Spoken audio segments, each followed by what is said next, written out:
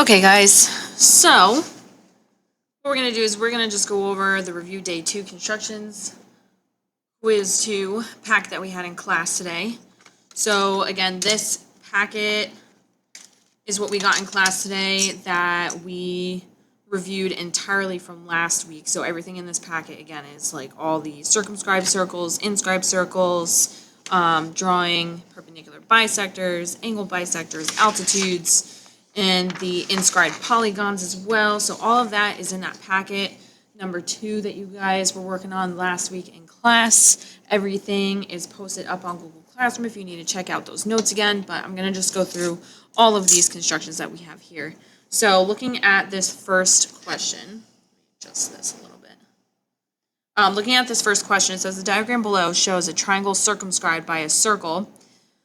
Construct the circumcenter of the circle and label it C. Leave all construction marks. So no matter what you do, every single construction, leave all of your construction marks. Do not erase anything unless if you're entirely fixing that construction, okay?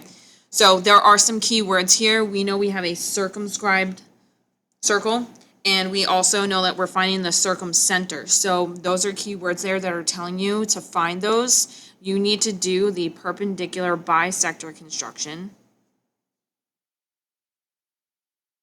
on 2 sides of the triangle. Okay, so you can do it on all 3, but it's okay to do it on just 2. So just as a reminder, the perpendicular bisector construction is just essentially where you have one segment, you place the compass of, the point of your compass on the end point of that segment, stretch a little halfway, make an arc above and below, and then do the same thing from the other end point. So I'm going to choose this one endpoint here. I'm going to do the perpendicular bisector construction on this side here. So I'm going to make sure my compass is stretched a little more than halfway through. And I'm going to make an arc below and above that side. And I'm going to do the same exact thing from the other endpoint. Just like this.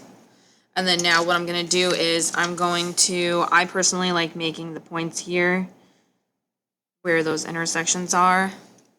And I'm going to use my ruler to just connect those two together.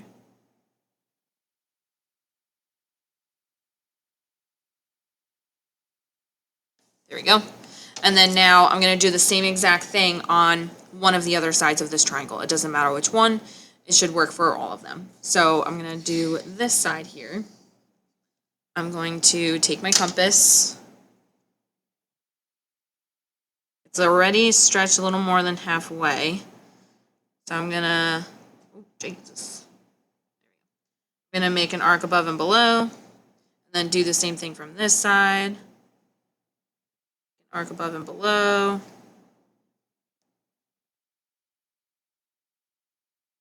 Okay, so I see I have an intersection point here and here. And then again, connect those two with your ruler. There we go. And then we see right here is that intersection point of these two perpendicular bisectors. And that is going to be your circumcenter where that intersection point is. So this I'm going to label it as C. And then just to have that out there, this is your circumcenter. Okay, so anytime you have a circle that is circumscribed, again, that just means that the circle is outside of the triangle and all 3 vertices, so all 3 corners of the triangle, are on the circumference of the circle.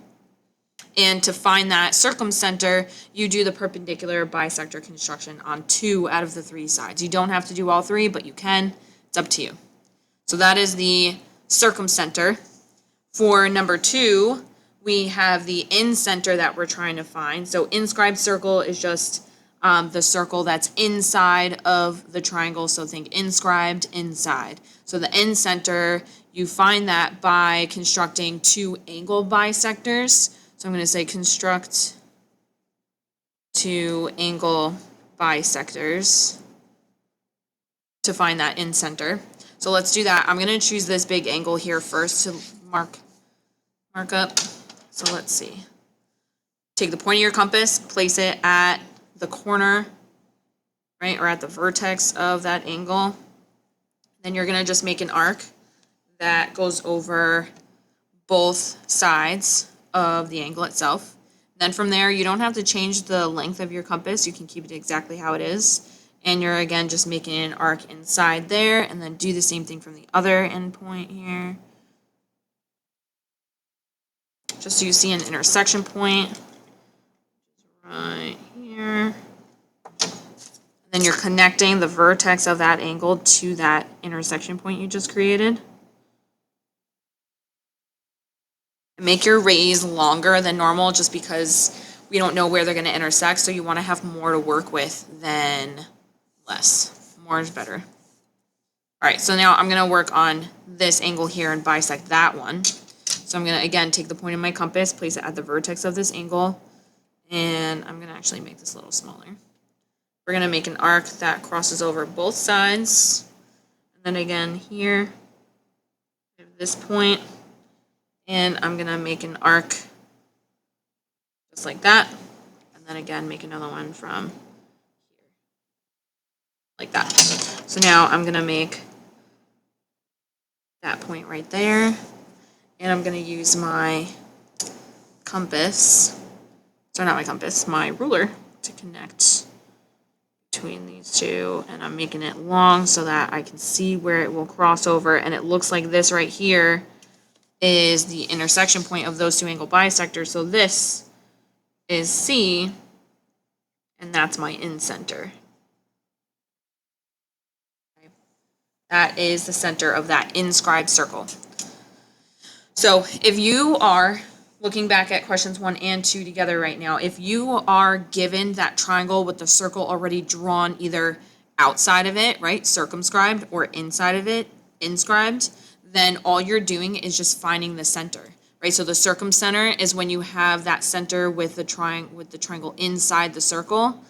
So that circle is outside of the triangle, and then in center is that center of the inscribed circle. So the circle is inside of this triangle here, and don't forget that this circle here is tangent to all 3 sides. So usually there's one more step here for us to draw this circle, but all we needed to do is find the center, so we don't have to worry about it here. Looking at this third question, now we have to construct the circumscribed circle. Okay, so we are doing the same exact thing that we did from question 1, but we're also drawing the circle this time. So I'm gonna, again, start by completing 2 perpendicular bisectors of this triangle. I'm gonna choose this side first. So again, place your point of your compass on one of the endpoints of those sides, and make sure your compass is stretched a little more than halfway. And then just make an arc above and below that side. Whoa, let's fix that guy. Got this here. Sunlight, gotta remind myself that sometimes. And now we have this here. So I got a point here and a point here. And I'm gonna just connect these two. That. And then I'm going to make one more, so I'm going to choose this side here. And I'm going to, again, put the point of my compass on one of those endpoints. Make sure it's stretched a little more than halfway. Make an arc below and above. Same thing on this side. Arc below and above. So I have this point here and a point down here. And again, I'm connecting those two. So I've got 1, 2. And I see that the spot where these two intersect is right here. And that says leave all construction marks and label the circumcenter C. So that's C. And now I have to draw that circle.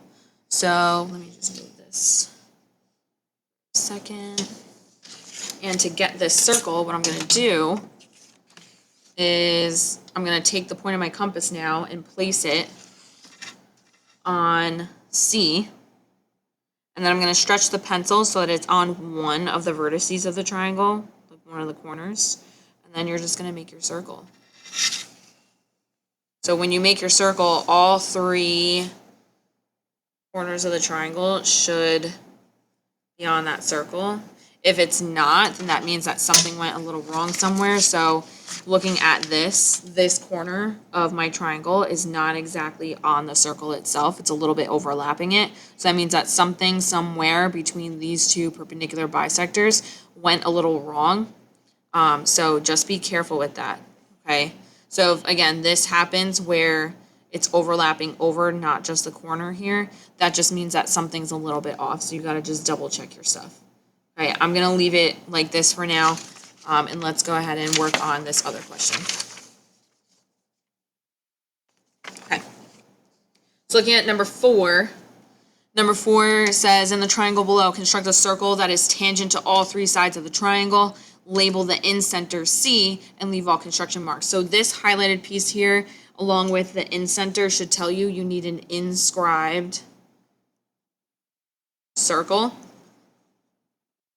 So that's the circle that's going to be inside of this triangle, and it's going to like touch each side exactly once. So again, let's start by doing the angle bisectors. Okay, so I'm going to make here, and do this arc and this arc. So I see this intersection point here, and I'm going to just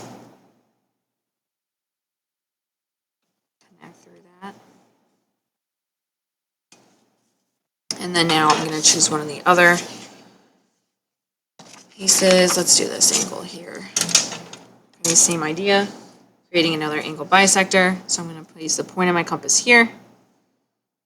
Stretch it so that I see 2 intersection points. So I've got a spot here, here. Place the point of your compass on one of those points. Make your arc in the middle. Same thing from the other end point. Arc in the middle.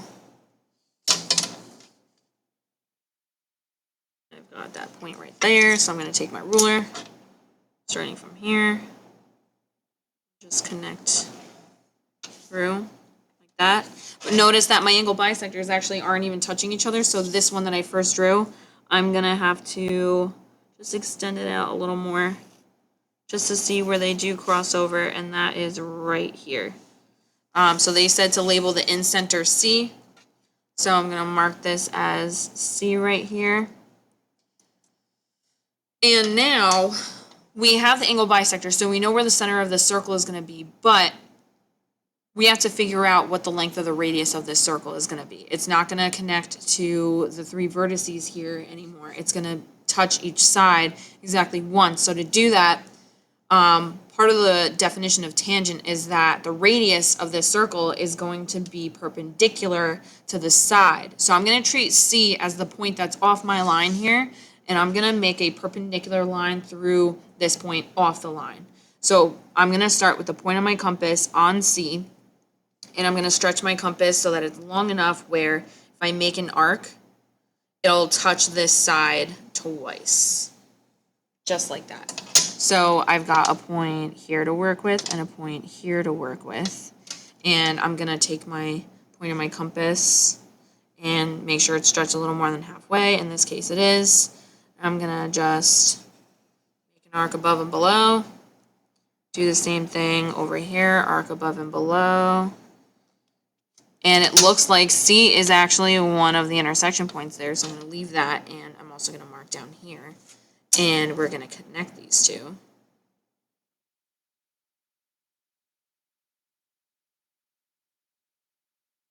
And then this point here, they didn't tell us to label that as anything, so I'm going to just mark that as a point that we need to use, because now C to this point is going to be the length of the radius of your circle. So again, place the point of your compass at C, and then stretch your compass so that the point, the pencil of it is at that point, and now you can just make your circle this way.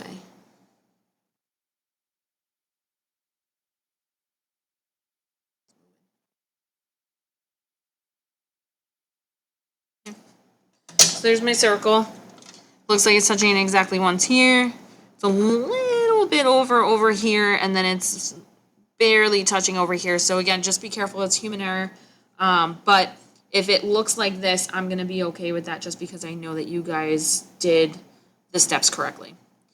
Number 5, I'm gonna skip this one. It's the same as question 3. Okay, so it's extra practice. Looking at constructing the ortho center, okay, that means that you're gonna have to, there's no circles involved here. All you have to do is construct 2 altitudes.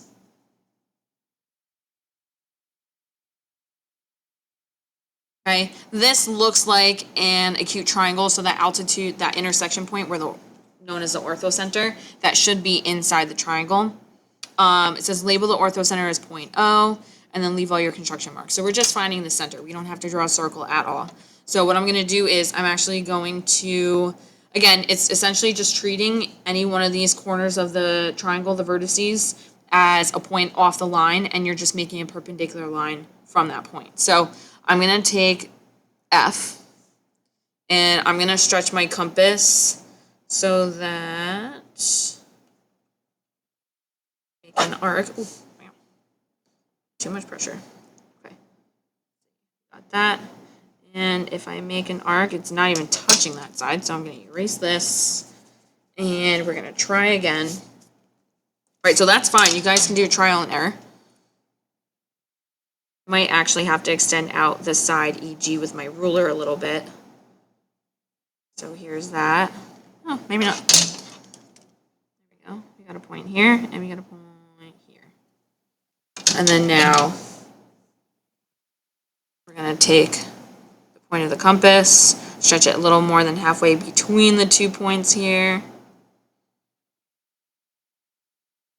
Okay, make an arc above and below. Same thing from this side.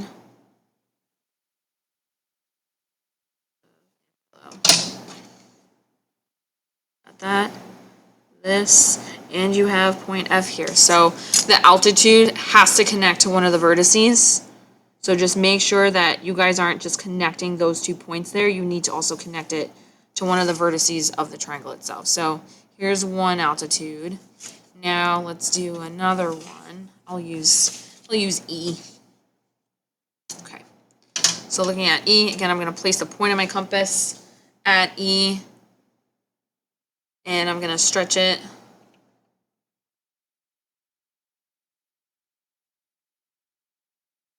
That when I make an arc, it'll touch this side twice.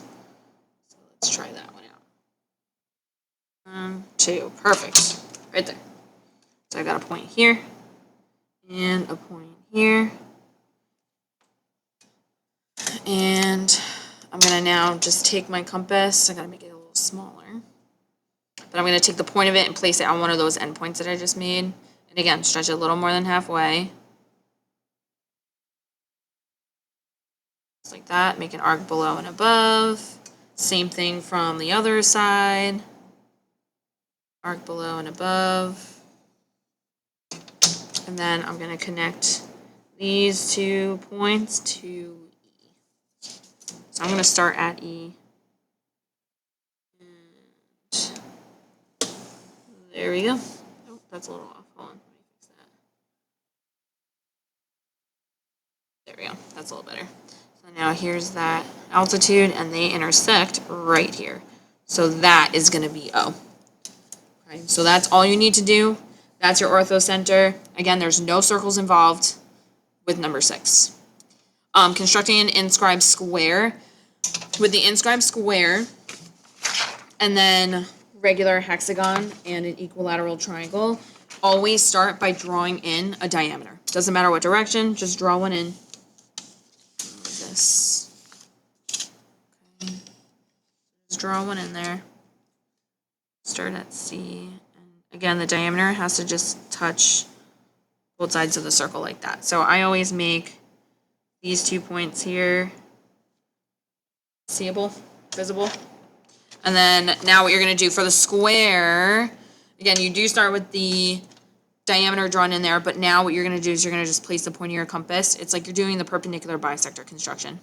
So place the point of your compass on one of those endpoints of the diameter, stretch it a little more than past C, and draw your arc, and then do the same thing from the other endpoint. Just like that.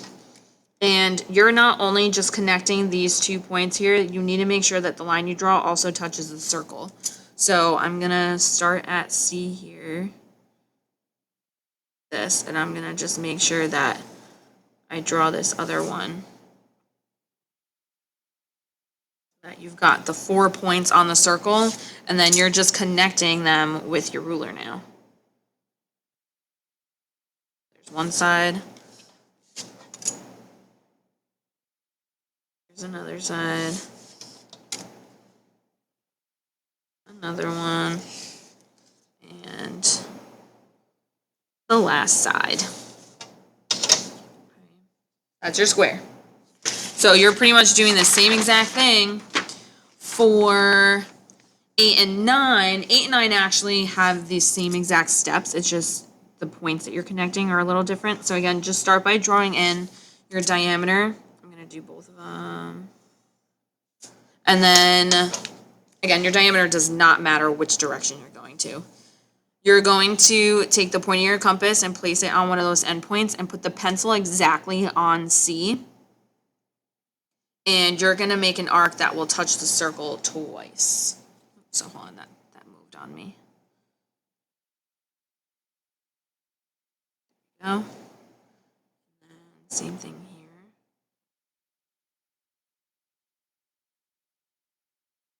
Just like that. So we've got 1, 2, 3, 4, 5, 6.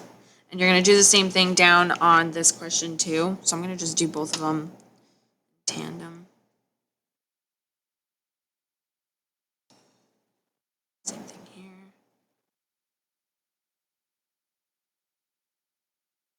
Okay. And then now you have the same exact points on this one too. For question number 8, that's the hexagon. You're connecting every single point together. Right, so you're connecting all these points together here. And then for the equilateral triangle, what you're going to do is you're connecting every other point. So say this is one point right here. I'm going to skip that second point and I'm going to just connect it right to this one. And then same thing here. Skip this one, connect it here. And then just connect these two together. So it's like it's every other point that you're connecting. And then up here for question 8, you're connecting all of them. Okay, that's it.